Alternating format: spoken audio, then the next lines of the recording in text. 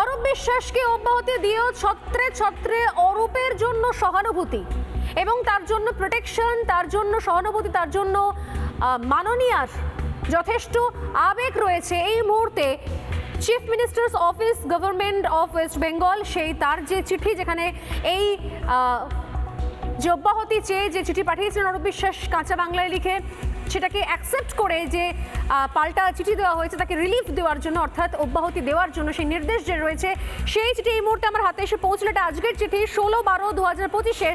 আমি একবার এই চিঠিটা আপনাদেরকে দেখাবো এবং এই চিঠির যে ভাষা বা ভার্সন সেটা একবার আপনাদেরকে পড়ে শোনাবো, তাহলে আপনারা বুঝতে পারবেন যে আসলে পুরোটাই যে সাজানো, গট আপ আই ওয়াশ। দেখুন, as per the enclosed letter, I appreciate the sentiment and intention of the sports minister to offer a relief from the sports department for the sake of impartial inquiry into the Vivekananda Juba Bharati Kridangan incident on 13 December 2025। মানে উনি শুরুতেই appreciate করে দিলেন যে অরূপ বিশ্বাসের যে আবেগ রয়েছে, সেন্টিমেন্ট রয়েছে, I appreciate the sentiment and intention of the sports minister. মানে এই ক্রীড়ামন্ত্রীর যে ইন্টেনশন, উদ্দেশ্য এবং যে আবেগ রয়েছে সেটাকে উনি খুব অ্যাপ্রিশিয়েট করছেন, উনি খুব প্রশংসা করছেন। উনি প্রথমেই লিখছেন, প্রথম লাইনে লিখছেন, তারপর উনি কি লিখছেন, লাস্ট স্ট্যান্ডারে কি লিখছেন দেখুন, খুব ভালো করে দেখুন। I think he is very much correct, and until and unless the impartial inquiry is over, the sports department will be looked after by me for the time being. Mamata Bandyopadhyay. অতএব উনি বলছেন, মনে করছেন যে উনি নাকি খুব সঠিক সিদ্ধান্ত নিয়েছেন, উনি একদম ঠিক পদক্ষেপ নিয়েছেন। He is very much correct, উনি ঠিক করেছেন, ঠিক পদক্ষেপ নিয়েছেন। শুরুতেই তো অ্যাপ্রিশিয়েট করেছেন, এত প্রশংসা করেছেন। অরূপ বিশ্বাসের কাজে মাননীয়া খুব খুশি হয়েছেন। শুধুমাত্র বানান টানানটুকু বাদ দিয়ে, এই বাংলা বাঙালি বাংলা ভাষা বাদ দিয়ে তিনি অরূপ বিশ্বাসকে নিয়ে বিশাল গর্বিত। এই মুহূর্তে একটা বিষয় স্পষ্ট, এবং তিনি বলছেন যে যার সিদ্ধান্ত নিয়েছেন মাননীয় স্পোর্টস মিনিস্টার, সেটা অত্যন্ত সঠিক এবং তদন্তের জন্য খুব জরুরি ছিল। উনি অ্যাপ্রিশিয়েট করছেন এই টোটাল পদক্ষেপটা। আমি আসবো এক এক করে। এখানে অভিনেতা অরিত্র রয়েছেন, ক্রীড়াপ্রেমী উত্তম সাহা রয়েছেন। অরিত্রর কাছে একটু আসি। অরিত্র, কি বলবেন এবার? তাহলে সঠিক তদন্ত হবে, মানে 7 খুন মাফ হয়ে গেল, পদত্যাগ হয়ে গেল, মানে 7 খুন মাফ, অল ডান। দেখুন, 3টে অ্যাসপেক্ট জুড়ে দিই। প্রথম কথা হচ্ছে যে নিরপেক্ষ তদন্তের জন্যে পদত্যাগ করার কি আছে? তদন্তটা তো উনি করছেন না, তদন্তটা তো করছে একটা এসআইটি তৈরি করা হয়েছে, আর সেই সেটাও মুখ্যমন্ত্রীর ক্যাবিনেট দেখছে, বা মুখ্যমন্ত্রী নিজে দেখছেন, অথবা একজন বিচারপতি দেখছেন। তাহলে ওনার পদে থাকা বা না থাকার সাথে তদন্তের নিরপেক্ষতার সম্পর্কটা কি?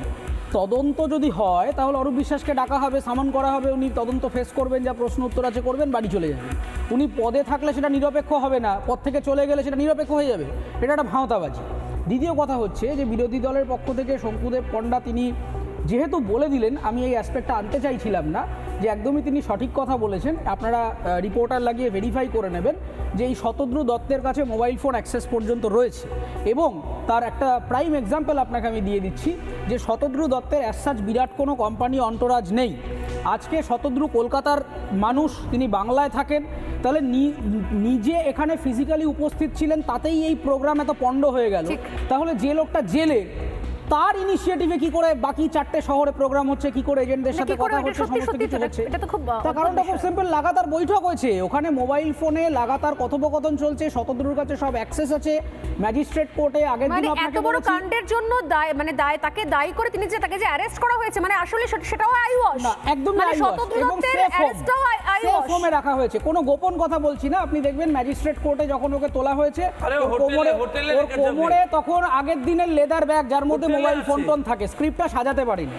দ্বিতীয় কথাটা হচ্ছে যে আমি খুবই অবাক হয়ে যাচ্ছি যে বাংলার মন্ত্রী বা মন্ত্রণালয়গুলির অবস্থা এতটাই গরিব, আপনাদের এখানে নোট প্রিপেয়ার করবার জন্য আপনারা একটা A4 পেজ দিয়েছেন, আর অরূপ বিশ্বাস এত বড় একটা পোর্টফোলিও সামলাতেন, তিনি বাজার করতে যাওয়া চিরকুটে সই করে তিনি পালিয়ে যাচ্ছেন যে আমার ভালো লাগছে না। দ্বিতীয় কথা, আপনি দেখুন বানান ভুলটুল, আপনি অনেক কথা বলছেন, আপনি প্রথম লাইনটা দেখুন, দিয়েছে প্রিয় নাকি রেসপেক্টেড দিদি।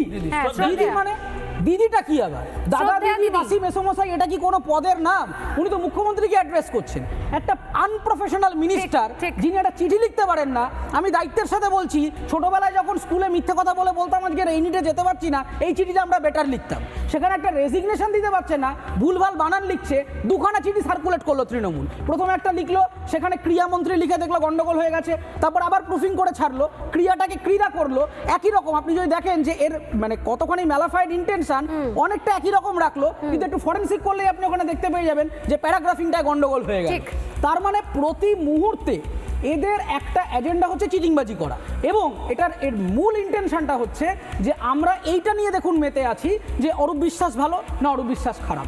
আমার মোদ্দা বক্তব্যটা হচ্ছে যে যারা টিকিট কেটে এসেছিল Absolutely, তাদের absolutely. বিচারটা কে দেবে এবং কবে দেবে, Absolutely. টাকাটা ফেরত দাও। তাদের বিচারটা কে দেবে এবং কবে দেবে। এবং দ্বিতীয় কথা আবার বলছি, যুব ভারতীতে যে ভ্যান্ডালাইজ হয়েছে, সেই ভ্যান্ডালাইজের রিকভারির টাকা শতদ্রু দত্তের কাছ থেকে আসছে কিনা সেটা ট্রান্সপারেন্টলি আজকে রাজ্যের মানুষকে আপনারা জানান।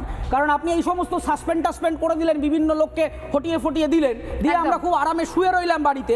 আর রাজস্বের কোষাগারের টাকা থেকে ওই 2-3 কোটি টাকা যে খরচ হবে সেইটা তো দেওয়া যাবে না।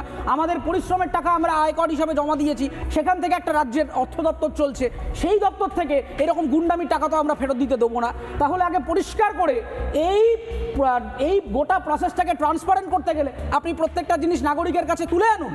আজকে মুখ্যমন্ত্রী, আমার লাস্ট যেটা বললাম শেষ করবো, আজকে মুখ্যমন্ত্রীকে আমার একটাই প্রশ্ন যে আজকে এখানে একটা বিরাট বড় ফাইন্যান্সিয়াল স্ক্যাম হয়েছে, এই নিয়ে আমার কোনো সন্দেহ নেই, কিন্তু আমার প্রশ্ন হচ্ছে যে উইদাউট ভেরিফিকেশন যদি অরূপ বিশ্বাস এত সহজে এত দায়িত্ববান একজন মুখ্যমন্ত্রী হিসেবে পদত্যাগ করতে পারেন, তাহলে আরজি করে যখন ধর্ষণ হয়েছিল, খুন হয়েছিল, তখন স্বাস্থ্যমন্ত্রীর পোর্টফোলিওটা কে সামলাতেন? তখন তার মনে হয়নি যে you are very much correct এবং আমার রেজিগনেশনটা দেওয়া প্রয়োজন? যখন চাকরি চুরি হয়েছিল তখন কিন্তু দীর্ঘদিন পার্থ চট্টোপাধ্যায়কে অফিসিয়ালি সরানো হয়নি। না না, প্রোটেকশন দেওয়া হয়েছে, আরে পাথর দায় কখনো মেনেই নেওয়া হয়নি। শোকস্ট হয়েছে, কখনো মেনেই এতজন নেওয়া পুলিশ হয়নি। সাসপেন্ড হয়েছে, তো পুলিশ মন্ত্রীর রেসপন্সিবিলিটি নেই? পুলিশ মন্ত্রী তো আগে রেজিগনেশন দেবেন, উনি আবার কি সাসপেন্ড করছেন তো আমি জানতে চাই। সেই জায়গায় দাঁড়িয়ে আমার কনক্লুডিং রিমার্ক এটাই যে এই গোটা ব্যাপারটা নিজের জালে ওনারা নিজে পড়ে যাচ্ছেন। যত বেশি ওনারা তাড়াহুড়ো করে চিত্রনাট্য উপস্থাপনা করছেন, তত ভুলগুলো প্রকাশ্যে চলে আসছে। দাবি একটাই, আমাদের প্রত্যেকের নাগরিকদের যারা টিকিট কেটে ওখানে গেছেন তাদের টাকা ফেরত দাও, তাদেরকে কম্পেনসেট করো, পুরো টাকা ফেরত দাও। দ্বিতীয় কথা, শতদ্রু দত্ত এবং যে সমস্ত কোম্পানি এর পেছনে জড়িত ছিল, মূল আয়োজক, তাদের মুনাফার টাকা থেকে, তাদের লভ্যাংশ থেকে ওই যুব ভারতী ক্রীড়াঙ্গনের যে ক্ষতি হয়েছে সেইটা পূরণ করো। রাজস্ব থেকে একটা টাকা, মানুষের টাকা ওখানে আমরা খরচ হতে দেবো না। মানুষ টাকা ফেরত পাবে, কিন্তু এর আগেও প্রচুর কিছু ধরনের ঘটনা আমরা দেখে নিয়েছি। আমরা দেখেছি যে মিড ডে মিল থেকে টাকা কেটে বকটুইতে ক্ষতিপূরণ করা হয়েছিল। অতএব এরপরে যদি এরকম কিছু হয় তাহলে আর কিছু বলার নেই, কিন্তু এগুলোকে স্পষ্ট করুন মাননীয়া, শুধুমাত্র কয়েকজনকে শো কজ। আমি আসছি, আমাদের সঙ্গে রয়েছেন উত্তম সাহা। উত্তমবাবুর কাছে আস। নানা ধরনের কন্টেন্ট দেখার জন্য লাইক করুন, শেয়ার করুন আমাদের ফেসবুক পেজ, সাবস্ক্রাইব করুন আমাদের ইউটিউব চ্যানেল। পাশাপাশি অন্যান্য ব্রেকিং নিউজের জন্য অবশ্যই চোখ রাখুন রিপাবলিক বাংলায়।